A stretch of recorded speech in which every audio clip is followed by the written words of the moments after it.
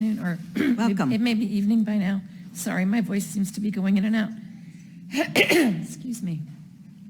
Chair Manning, Vice Chair Byrd, Ranking Member Robinson, and honorable members of this committee, thank you so much for the opportunity to speak, gravelly as it is. My name is Tiffanie Broadbent. I'm here as a resident of Ohio, as the mom of 2 school-aged children up in Beechwood. I'm also a graduate of the Ohio Public School System. I graduated from Olentangy High School here in Delaware, close by in Delaware County in 1996. I'm also a former educator, having held many different positions ranging from a classroom assistant all the way up to an administrator in 7 different districts in 4 states, including Ohio. A lot of what I had here has already been covered, so I'm going to try to condense it for all of our sakes. 2 things are washing over me as I'm sitting back here that are making me very happy. Number 1 is how passionate so many of you here are about our founding documents, which is a really, really wonderful thing.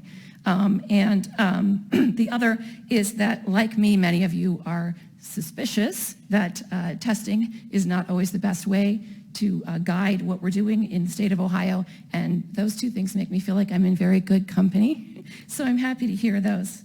I'm a bit surprised to find myself here saying what I'm about to say, because I am not normally a person who would be a champion for testing. I'm normally someone who would be with those who are fighting against over-testing and the burden that it puts on our teachers and on our students.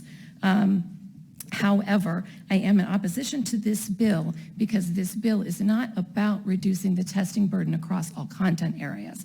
It's about reducing the testing burden in one particular content area, and I feel that that is a content area that is already in danger in many of our Ohio classrooms.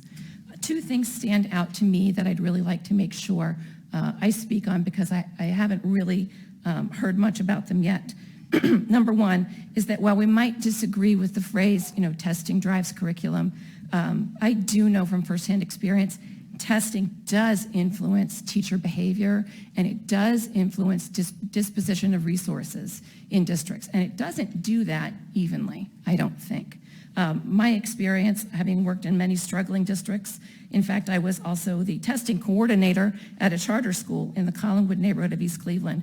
I can tell you that for good or bad, in struggling districts in particular, test scores do mean a lot, and they have a big impact on the way teachers and administrators behave. So for charter schools in particular, showing improvement on test scores can sometimes be a big factor in the very survival of the schools.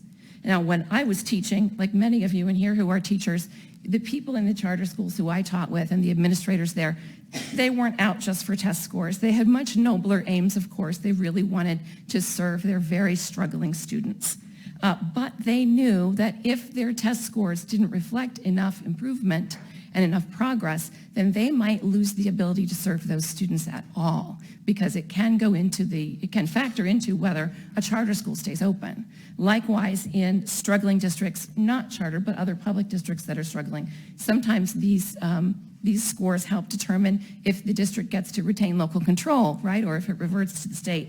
So when the stakes of the testing are that high, I have to push back on some who want to say it's not going to affect curriculum. When your doors might be closed or your whole leadership might be changed and moved out drastically, you do have to focus on what keeps the doors open. Now, I keep hearing the teachers, I love hearing the teachers in this room talk about how they were in their classrooms.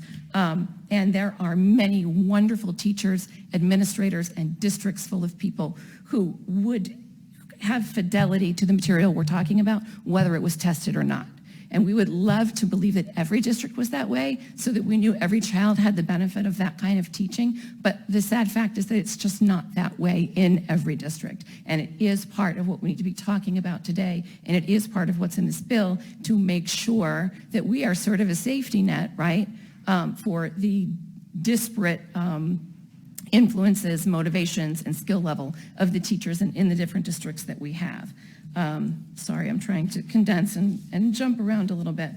So I mentioned how struggling districts, chartered and non-chartered, do rely on test scores a lot, but this is also a big factor even in really affluent public districts that are doing really well, because when they go to their communities for, let's say, tax levies, right, or they want to attract affluent families to their district who have high-performing children, test scores are looked at. And I know from sitting in a lot of school board meetings that parents will come in irate and say things like, you want money for this, or you want to do this or that, or cut this thing or the other thing, and yet our test scores are falling every year. So it is something that's important, whether we want it to be or not.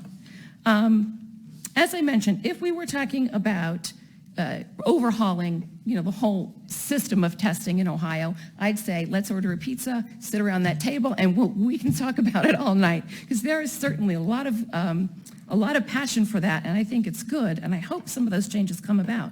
But when we're talking about taking away or condensing or reducing the burden for only one subject, we are doing more than taking a step toward making testing less onerous. What we would be doing is sending a signal that that subject matter in particular is not as important as the others. And as I mentioned, I do feel that would have an impact on how much time is spent on it in the classroom. But I also feel it would send a bad signal, because there is currently quite a bit of pushback on our founding documents, on our founding fathers, on our government and our society itself. And I'm really scared that a move like this, while it might seem great because it gets rid of some of the testing, I'm scared that a move like this might be read as a nod to the factions in education right now who are really seeking a divisive path. Some teachers out there right now, not all of them, but some really concern me. There are teachers who are presently teaching our children that our founding documents are stained by the flaws of their authors, that our country is inherently racist from its founding to its present, teachers who denigrate our founding because we've been flawed in our execution of it. And I'm referring in part to the 1619 Project curriculum, which I'm sure you've all heard probably more about than you want to at this point. But this curriculum is based on an ahistorical journalism project, and it directly conflicts with and is in opposition to the import of the foundational documents, which this statute requires to be taught to our students. So the upshot is that in some districts, our children are being taught myth or even propaganda under the guise of history. There's also an alarming trend that's related to this, which is the trend of teacher activism and partisanship being pushed on our students under the guise of action civics, among other labels. Now, all too often, teachers and sometimes entire districts will push their own partisan political views on students and call it citizenship.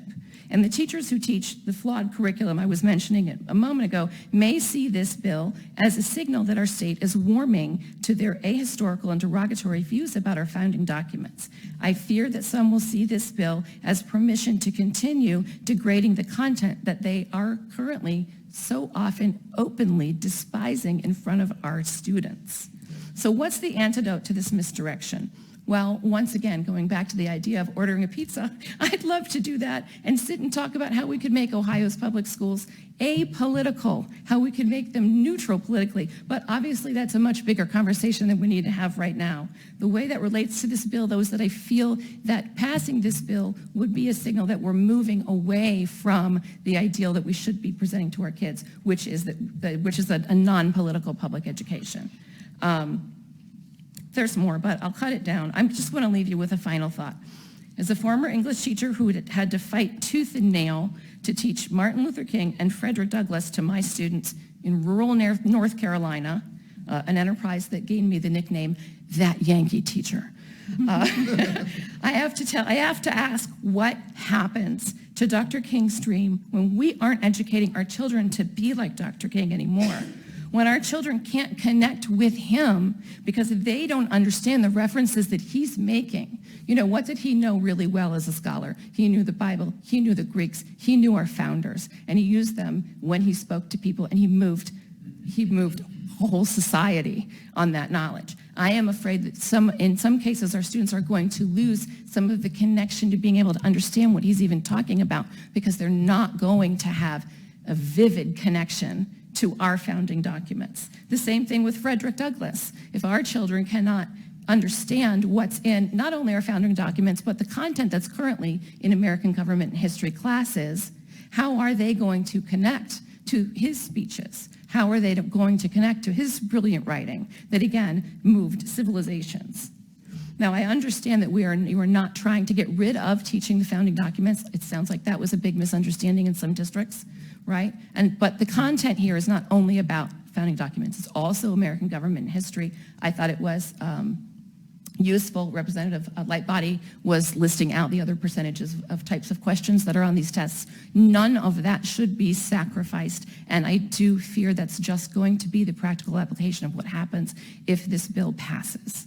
I think it would be a grave mistake to reduce the only method that we have to determine whether or not teachers are actually teaching not only the documents, but the history and the concepts that give those documents context. Thank you very much.